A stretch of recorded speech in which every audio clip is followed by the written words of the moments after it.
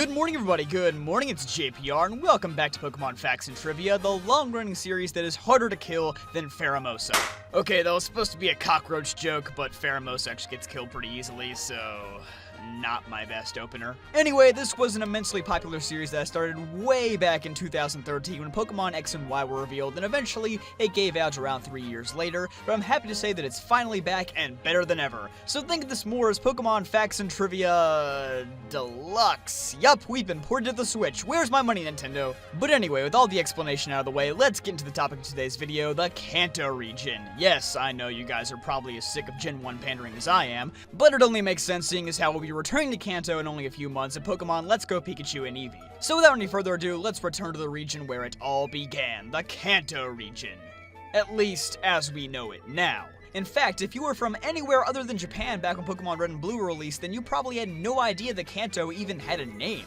Kanto's name was actually never mentioned outside Japan until Pokemon Gold and Silver were released in the West in 2000. The name of the region is briefly mentioned in the Japanese versions of Pokemon Red and Green, as when the player reads Daisy's map in her house, the text says, "A map of the Kanto region. I hope she gives it to me." But seeing as how this was an easy piece of text to overlook, and the fact that the internet wasn't as widely used in the 90s as it is today, most other countries never knew about Kanto's real name. Fact number 2, Kanto in the anime. Because Ash and his friends returned to Kanto to challenge the Battle Frontier in Season 9, presumably just to promote the then new games Pokemon Fire Red and Leaf Green, Kanto is the only region in the anime where multiple series took place in it. Despite this, however, the Kanto region has the third lowest number of anime episodes to take place in it, discounting Alola, which hasn't finished yet, with only 149 episodes taking place in Kanto.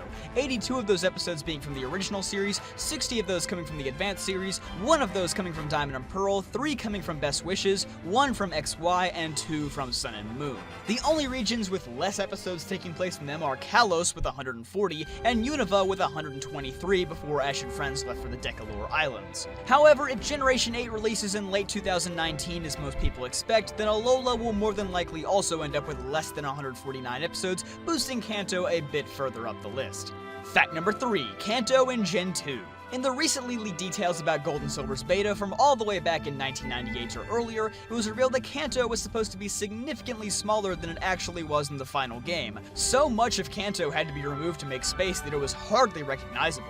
But as most people know, it was thanks to Satoru Iwata's brilliant thinking that Gold and Silver's data was able to be compressed, allowing for Kanto to be almost as large as it was in the original games. Some locations such as Viridian Forest and Mount Moon still had to be drastically reduced to save space on the cartridge, but it was miles better than what was originally planned.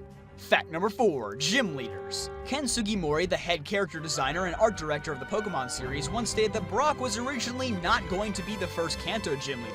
Instead, the first gym leader of Kanto would simply be a slightly more powerful youngster who presumably used normal-type Pokemon. In Heart Gold and Soul Silver, Brock would trade the player a Rhyhorn with a special egg move Thunderfang in exchange for a Bonsly. Both of these Pokemon are references to Brock's anime counterparts who once owned a Bonsly and was also a Pokemon breeder, as breeding is the only method to get Rhyhorn with Thunderfang. Lieutenant Surge is most commonly known for being an American who served during an unknown war, making him the only gym leader from a real-world location alongside Fantina, who is presumably from France. In Pokemon Black 2 and White 2, an NPC from the lobby of the Pokemon World Tournament claims that Lieutenant Surge may actually be from Unova, referencing how Unova is based on New York City in America. In fact, there's a chance that he may already be retconned as a Unova native in Let's Go Pikachu and Eevee, as his gym leader title has already been changed from the Lightning American to the Lightning Lieutenant. And as another fun fact, Lieutenant Surge in the anime is actually voiced by Maddie Blaustein in the English dub, who was the former voice of Meowth from mid-Season 1 through Season 8. If one looks very closely at Erica's Heart Gold and Soul Silver artwork, they can see the same heart-shaped crest in her headband as the one that appears in Pokemon Heart Gold's logo. Apparently, this is the only time that the logo appears in-game. In Pokemon Red and Green, there's actually a glitch where even if you lose to Sabrina, you'll still get the Marsh Badge and TM46. This was fixed in the Japanese Blue version and in all the international versions of the Gen 1 games. Fact number 5, Venusaur. If Charmander is chosen as the player's starter Pokemon in Pokemon Red and Blue, then Venusaur is the only Pokemon in the game that is impossible to register in the Pokedex without trading, as no trainers use Venusaur on their team. This issue doesn't happen with Charizard or Blastoise though, as there are NPCs in Kanto who use them. Going back to Ken Sugimori, he stated that Venusaur is actually meant to be based on a frog, which makes its running animation in the new games not seem nearly as weird as people were making it out to be. Ken Sugimori also stated that while Venusaur is one of his favorite Generation 1 Pokemon alongside rock-side Gengar that Venusaur is actually his least favorite Pokemon to draw due to how complex its design is. Fact number 6, the Safari Zone. Anytime you enter the Safari Zone, you're given 30 Safari Balls to catch wild Pokemon. Normally, this would be completely fine, but in international versions of Pokemon Red and Blue, it's only possible to capture 25 Pokemon in one Safari Zone visit. The reason for this is because only 5 Pokemon can be added to your party, and the boxes for the Western version of the game only store 20 Pokemon. Once one of those boxes fills up, you have to manually leave the Safari Zone to switch boxes and continue catching Pokemon.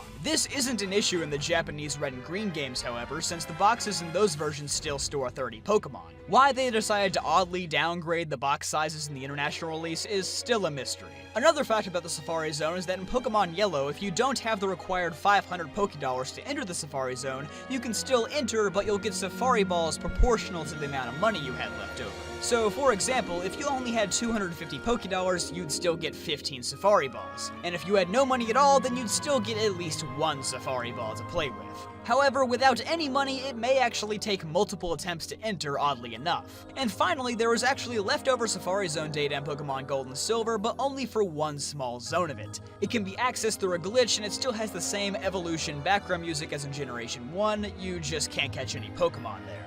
Fact number 7, Mew. Although Mew appeared in the first and 8th Pokemon movies, made a brief appearance in Pokemon Origins, and has made several cameos and fantasies in the anime, Mew didn't physically appear in the main series anime until episode 42 of Sun and Moon, titled Alola Kanto. That's almost 1,000 full episodes of Pokemon and over 20 years before Mew finally made a physical appearance. And because of that, all 151 Generation 1 Pokemon have finally been featured in the main series anime as of September 14th, 2017.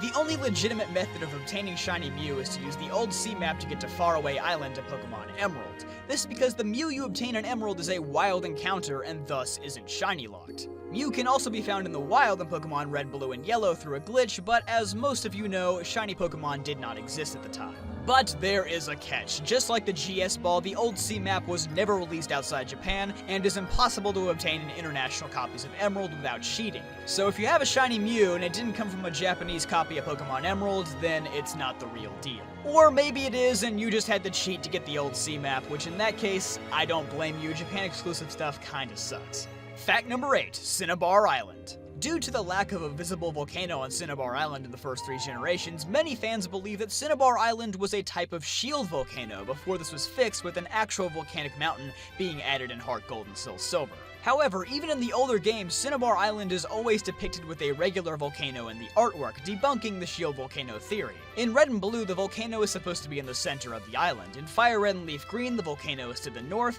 and in Let's Go Pikachu and Eevee, the volcano is on the west side of the island. So really, the volcano just isn't in the older games for no reason at all. They just decided not to make it visible despite it actually existing. Hopefully now the modern graphics will allow Game Freak to be a little more creative and make the volcano visible in Let's Go Pikachu and Eevee. Although Cinnabar Island is always referred to as Cinnabar Island in the English Pokemon games, in Japanese the name of the island tends to constantly change between Gudren Island and Gudren Town, with Gudren being a shade of crimson.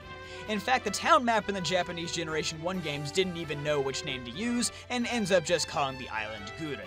A little bit of this Japanese naming confusion leaked over into the West though, as the official Pokemon website once accidentally claimed that Cinnabar Island was called Glen Island, in alternate translation of Gudren Island. Fact number 9, Blue. Discounting Red, who is a player character, Blue currently holds the record for the character who has appeared in the most generations, with him appearing in 6 out of the 7 Pokemon generations. The only generation that he doesn't appear in is Generation 6, although he is referenced by an NPC in Lumiose City. However, once Let's Go Pikachu and Eevee are released, Lance and all the Kanto gym leaders except for Koga and Giovanni will likely tie Blue for this record, as they have also appeared in every generation except for Generation 6. Although Blue, or Garyoke in the anime's Japanese name is Shigeru, referencing Shigeru Miyamoto from Nintendo, one of Blue's unused default names in Red and Green is Ishihara, referencing Mr. Ishihara, the president of the Pokemon Company. And fact number 10, Eevee. Despite Let's Go Eevee being Eevee's first game as an official mascot, it's the 3rd game where Eevee has served as a starter Pokemon, as Eevee is the starter Pokemon in both Pokemon XD Gale of Darkness and Pokemon Conquest. You could also count the Pokemon Mystery Dungeon series, where Eevee was a possible starter in Red and Blue Rescue Team, Explorers of Sky, and the Japan-exclusive WiiWare game, Pokemon Mystery Dungeon Blazing Adventure Squad. Eevee has also been owned by the most notable trainers in the anime, with Mei, Serena, Gary, Sakura, Ursula, Virgil, Ilima, Gladion, and Lisa all owning an Eevee at some point. But despite this fact, it took over 13 years for Eevee to be seen evolving on-screen in the anime. And in some of the earliest Pokemon Red and Blue promotional material in the United States, Eevee's original English name was listed as Eon, the suffix that of course all of Eevee's evolutions would later have. Of course, the Eon suffix is a reference to real-world evolution where it slowly occurs over an extremely large amount of years. And that's gonna wrap it up for today's episode of Pokemon Facts and Trivia. I hope you all enjoyed the return of the series and are eager to see more. If you are, then be sure to let me know by leaving a thumbs up on this video and subscribe if you want to stick around for more. I'll see you guys next time!